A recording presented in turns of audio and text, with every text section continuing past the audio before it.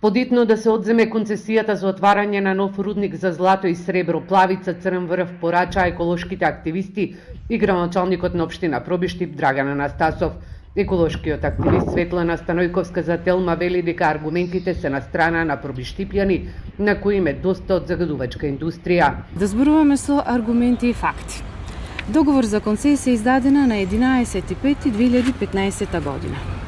Што значи дека нема дозвола за експлоатација, а според Законот за минерални суровини, временскиот рок од подпишување на договор за концесија и барање и добивање дозвола за експлоатација е 4 години. Што значи дека рокот не е запазен, рокот е истечен повеќе од 2 години, што значи има простор за одземање на концесијата.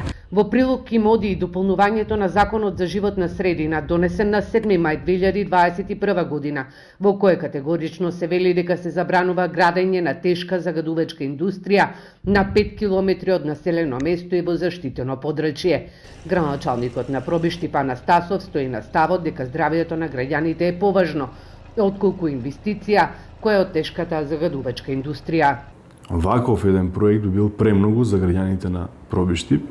Јас знам дека не постои градоначалник кој што не сака сите проблеми да се решени и секој посакува да има што е можно побогата општина.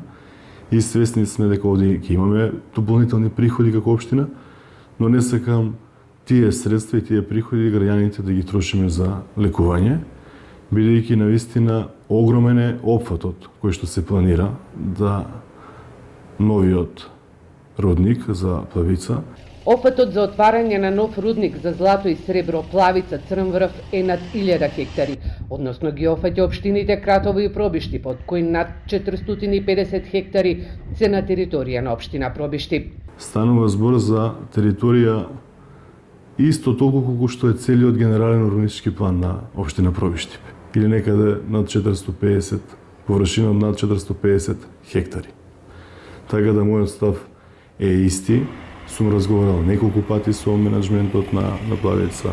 Пробиштип во однос на загадувачка Г1 тешка индустрија, најмногу по глава на жител во државата. Значи имаме во центарот на градот флотација за од рудникот Злето, потоа имаме други капацитети, фабрика за акумулатори, имаме топилница, потоа имаме Кранфил Фаундри.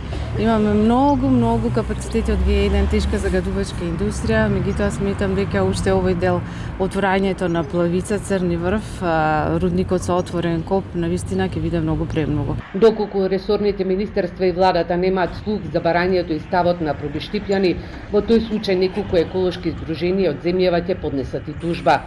Својот став општината го изнесе и вчера во Министерството за транспорт и врски при расправата за донесување на државна урбанистичка планска документација.